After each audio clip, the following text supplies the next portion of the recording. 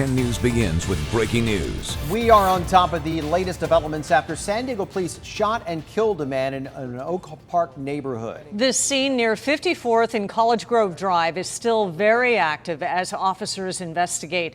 10 News reporter Anthony Pura has been gathering information from the scene. He is joining us live now. Anthony? Yeah, still a very strong police presence here in Oak Park at 54th and College Grove Drive. You can see behind me here, they still have this area blocked off. This road closure goes along 54th from College Grove Drive about 2 blocks all the way to Redwood Street. This investigation expected to last several more hours. I want to show you some video now. This was video taken just shortly after that shooting. Police closed off the area. They say that this all started around 3:45. Police say 2 officers were chasing a suspect in the area, and they caught up to that suspect, and then there was a fight that followed. Shots were fired. The suspect was shot and killed. All the officers are okay. Now, neighbors in the area are shaken up. Several of them say they've heard the shots, or they heard the shots when it all happened, saw emergency crews doing chest compressions, but they could not revive the suspect. Now, we are expecting for police to hold a news conference here and give us more information very shortly here. If that briefing happens during this newscast, we will try to bring it to you live. We're reporting live tonight. Anthony Pura, 10 News.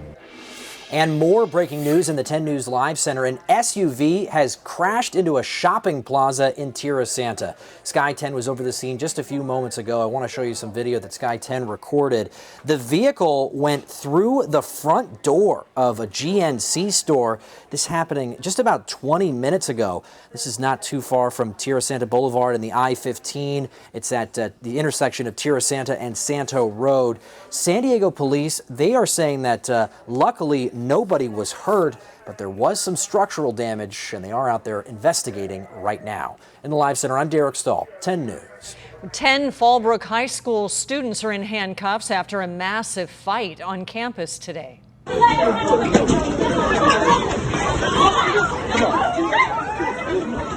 Within the past hour, 10 News got this cell phone video of the fight. Sheriff's deputies say as many as 20 students were involved. It happened about 10:30. The students who were arrested have been taken to juvenile hall. They are facing charges, including battery. Deputies say no weapons were involved. There were minor injuries, and deputies say the fight was between 2 groups, but it's not entirely clear what instigated it. The man famously acquitted in the 1998 stabbing death of a 12-year-old is in trouble with the law once again. Richard Tewitt was in court today, charged with unlawfully visiting a prison. He needs special permission to do so because he's a convicted felon. Tewitt was convicted in 2004 of stabbing Stephanie Crow to death in her Escondido bedroom. He was acquitted at a second trial in 2013 after an appeals court ruled that he didn't get a fair trial. No one else was ever arrested or charged for Crow's murder. Tewitt pleaded not guilty to today's charges. His bail was set at $200,000. Charges were suddenly dropped today against an aggressive solicitor accused of threatening people. But within hours, Cory Terry was charged again on the very same accusations. 10 News reporter Rena Nakano is joining us now from downtown, where Terry was arraigned today for the second time. Rena? Yeah, that's right, Kim. Many residents over in the beach communities, they told us that this man has been a menace in the area for several months. But today in court, Terry was given a criminal protection order against 2 of his alleged victims. Hello, Mr. Terry. How you doing, sir? With his head down and polite, 45-year-old Cory Terry stood in the defendant's box for his second arraignment Friday afternoon. A big difference to the man captured on cell phone video last November. The self-proclaimed missionary worker was caught on video cursing and taking multiple swings at residents in Pacific Beach. This after they say they declined to offer a donation. He chases me across the street, screaming that he's going to kill me. On January 9th, he was arrested and charged with 3 felonies, 2 counts of making criminal threats and 1 count of attempted burglary. Friday at 8:30 a.m., he was supposed to appear for his preliminary hearing, but suddenly the district attorney dropped all charges. Instead, he was recharged Friday afternoon and served a criminal protection order against the 2 women behind the camera in this confrontational video. You must not harass, strike, threaten, assault, follow, stalk, molest, destroy, or damage personal and real property of these protected parties. Last week, 10 News did a jailhouse interview with Terry. We asked several times what charity he was working for, but he refused to answer. Door to door is stressful, man. I don't listen. It's stressful, man. That's why I told my mom I just want to come home. Ma'am, goodbye. At his rearraignment, Terry maintained his innocence, entering once again a not guilty plea.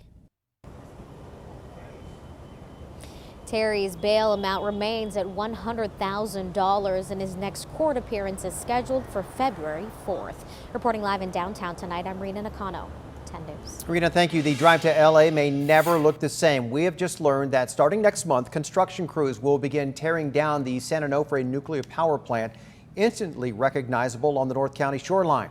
For some, it's a milestone, but our 10 News anchor Derek Stoll reports the upcoming work has some public advocates concerned. We are about to start dismantlement activities at the site. In a new video, SoCal Edison lays out the first steps of what's planned to be an 8-year teardown of the troubled San Onofre nuclear plant. Starting February 22nd, crews will begin improving rail lines near the entrance to San Onofre State Beach. To accommodate the transport of some large components off-site, we're going to upgrade this area. Those components will be shipped by rail. They'll also set up staging areas in the parking lot and spend 8 months carving out access points in the iconic domes. Inside these buildings are a lot of big, heavy components that need to be removed. We can't do that until we have the proper access. We need to hit the reset button on this entire project. Charles Langley with Public Watchdogs thinks the utility is moving too fast and has filed several complaints and lawsuits trying to change the way it's moving and burying spent nuclear fuel.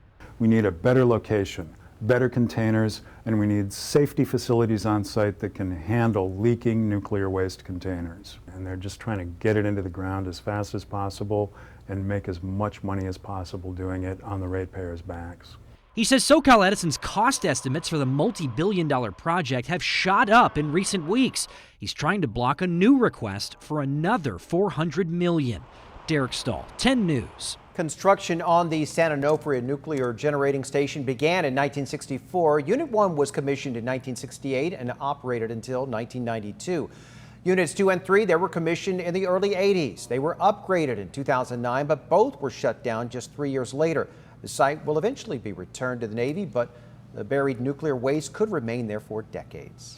San Diego's log cabin Republicans are not happy with Darrell Iss's new ad campaign that shows headlines including his opponent's sexual orientation. The ad, which just started running on television, shows 2 headlines in the background not addressed, noting that DeMaio is gay. In a statement to 10 News, the log cabin Republicans of San Diego County denounced the ad and said, in part, Carl has always run as a reformer, and any mention of his sexual orientation is a distraction from the issues. Well, Issa did not refer to it in the ad. He stood by that ad when he asked about it yesterday. He and DeMaio are running to fill Duncan Hunter's East County congressional seat. One of them will likely face off against Democrat Amar Campa-Najjar in November. CBP's new chief has nearly 3 decades of leading border security here in San Diego. The Trump administration announced today that Rodney Scott will take over the agency.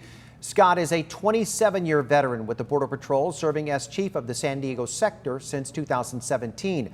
In a statement, acting CBP Commissioner Mark Morgan said, quote, Chief Scott brings an exceptional depth and breadth of experience and knowledge about the border security mission and the commitment to service for our nation. Current Chief Carla Provost is retiring at the end of the month. And before the Navwar facility in Old Town can be turned into a transit hub, the public gets to weigh in. Mayor Kevin Faulconer signed a deal with the Navy yesterday to work with Sandag on the project. The Navy says it's preparing an environmental impact statement for the redevelopment. And over the next 30 days, the public can submit its comments or weigh in at 2 meetings in February. The hope is to use the facility to connect bus and trolley lines with Lindbergh Field.